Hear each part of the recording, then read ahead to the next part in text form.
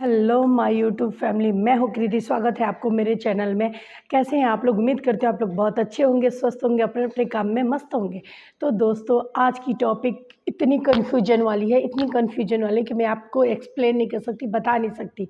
क्योंकि कल का जो मैंने वीडियो डाला था उसमें मुझे भी कुछ डाउट्स थे, मुझे भी क्लेरिफिकेशन चाहिए थी, और साथ मुझे जो डाउट थे वो आपको भी डाउट होंगे, क्योंकि ये बात डाउट वाला ही है। दोस्तों, मैं चलिए इस चीज़ का क्लेरिफिकेशन मैं अब आप लोग को दे रही हूँ।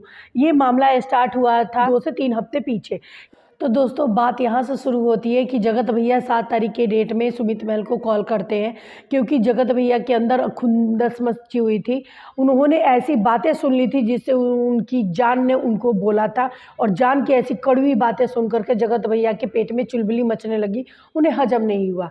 उन्होंने सुमित महल से सोचा कि इसके बारे में मैं बात करूं, तो सुमित महल से लगातार वो 7 तारीख के बाद से वो लगातार वो बात करने लगे। तब सुमित महल ने ये बोला कि आप तो सोशल मीडिया पे हो, आप अपनी बात सोशल मीडिया पे रखो और पब्लिक डिसाइड करेगी कि आप सही हो कि गलत हो।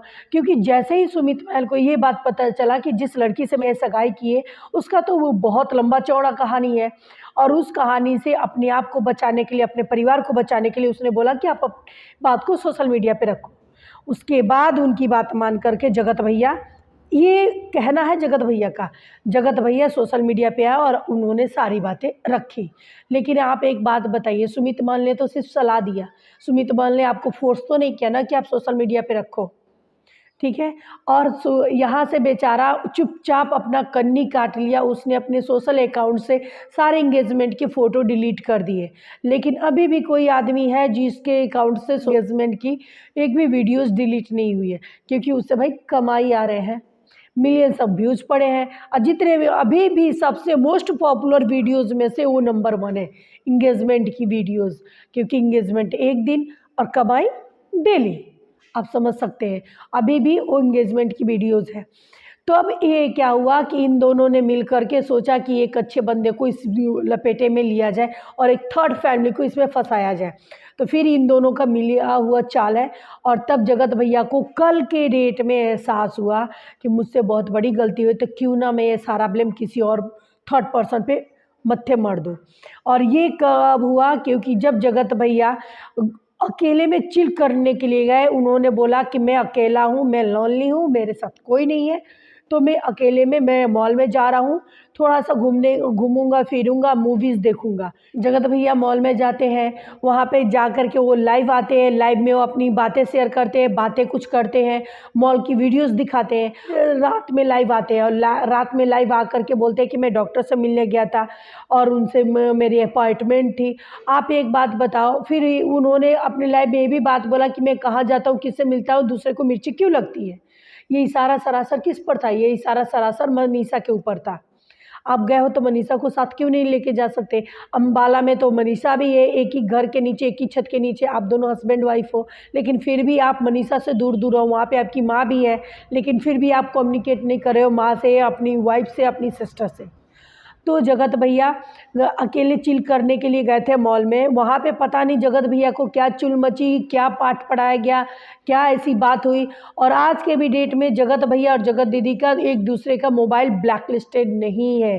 किसी ने भी व्हाट्सएप पे अपना ब्लैक लिस्ट नहीं किया है नंबर। ना जगत भैया का मोबाइल में ब्लैक लिस्ट लगा है, और ना ही जगत दीदी के मोबाइल में ब्लैक लिस्ट लगा है। अभी भी दोनों लोग स्टेटस खेल रहे हैं दोनों को, और यहाँ तक कि मोबाइल का पासवर्ड भी नहीं दिया जा रहा मनीषा के मांगने पे। इससे क्या प्रूफ होता है दोस्तों? चारों तरफ रहता फैला के कंट्रोवर्सी खेल करके, और फिर आप लोग एक होना चाहते हो। ये यही ना प्रूफ करना चाहते हो कि मैं नहीं रह सकता तुम्हारे बिना। तब इन लोगों ने सोचा कि एक भले पुरुष को इस बीच में फंसाया जाए, और वो बंदा चुपचाप बिना कुछ बोले हुए सोशल मीडिया से अलग हो रहा था, इस कंट्रोवर्सी से अलग हो रहा था। तब उस कंट्रोवर्सी में उसे ज़बरदस्ती लपेटा जा रहा है। तब यहीं पे मनीषा ने अपने लिए स्टैंड लेते हुए उन्होंने आकर के सबके सामने बोला कि अब तो बस करो, अब तो झूठ बोलना बंद करो। क्योंकि यहाँ पे क्या हुआ कि मनीषा ने अपने लिए स्टैंड लिया। उसने बोला कि सचिन का पर्दाफाश। आप ये बताओ, जो इंसान को इतने लोगों ने समझाया, वो अपनी माँ का नहीं हुआ, वाइफ़ का नहीं हुआ, बहन का नहीं हुआ, वो किसी का और का कैसे होगा? उन्होंने अपने घर में पूजा रखवाई थी, शांति पूजन, उस शांति पूजन में बहुत सारे यूट्यूबर्स आए थे।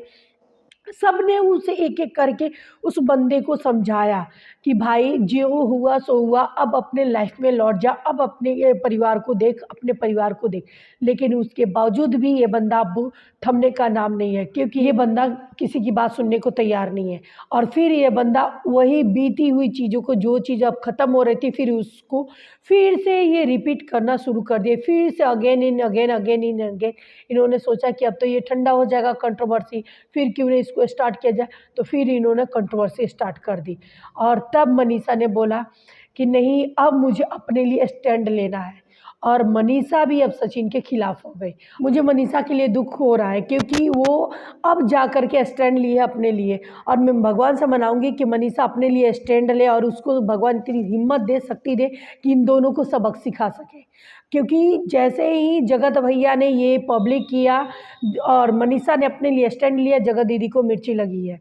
और जगत दीदी आकर के कम्युनिटी कम्युनिटी खेलना शुरू कर दी। अब इसी से ये पता चलता है दोस्तों कि अभी भी ये दोनों नहीं सुधरे हैं, और अभी भी ये लोग भाई बहन के नाम पर ये लोग गंदगी फैलाना चाहते हैं।